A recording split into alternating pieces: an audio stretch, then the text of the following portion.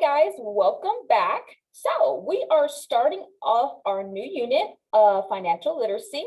So we're almost to the home stretch, guys. So we're going to be talking about debit versus credit, the pros and cons of them, and what is the difference between them. And then you're going to do an assignment on some transactions. Just tell me, is it debit, credit, or are they both? Okay, so let's take a look at our notes for today.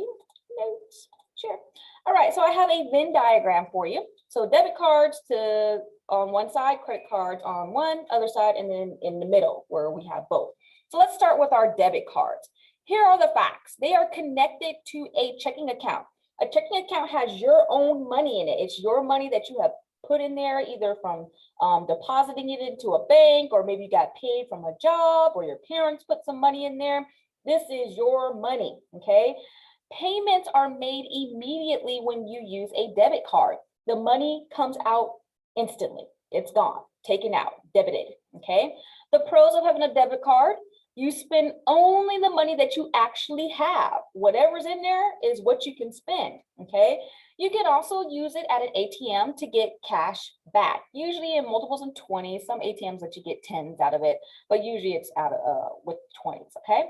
The cons of having a debit card: it's not a credit, and it's no credit score attached to it, and we'll learn about credit score in a couple of days.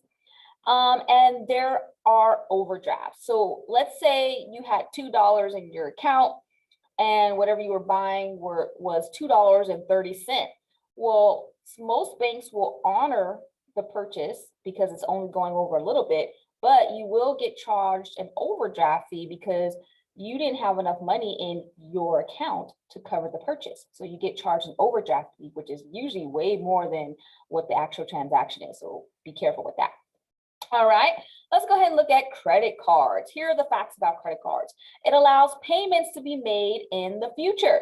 So a credit card is borrowed money from your bank, okay? So they usually give you a card and they set a limit.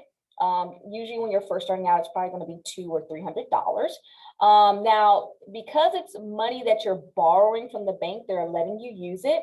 You have to pay it back, usually with a little fee embedded in there. And there is a spending limit. Like I said, usually your first credit card, you're going to have probably like $200 or $300. And if you're good with paying it back, they increase the limit slowly to a higher amount. The pros: you gain credit for your credit score. The cons: you can end up in debt. Debt means owing money, ladies and gentlemen. People think, hey, it's not my money, I don't have to pay it back, but that comes back to hurt you later on down the road. You have to pay an interest fee.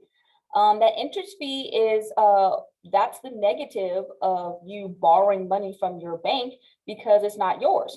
So if you want to borrow that money, they're going to charge you a fee until you pay it back, okay?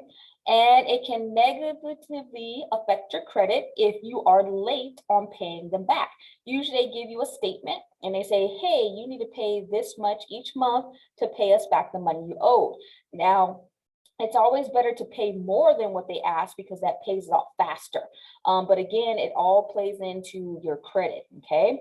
Now, what do both of them have in common? That you can make purchases with them. Whether it's your money or their money, you can make purchases with them, okay? Now, these are the pros and cons associated with a debit card and a credit card. You're going to go ahead and go to your assignment in Schoology and look at some transactions that I have put in there, and you're going to determine, do you use a debit card for this, a credit card, or maybe both? And then we'll talk about this some more tomorrow. All right, guys, have a great day.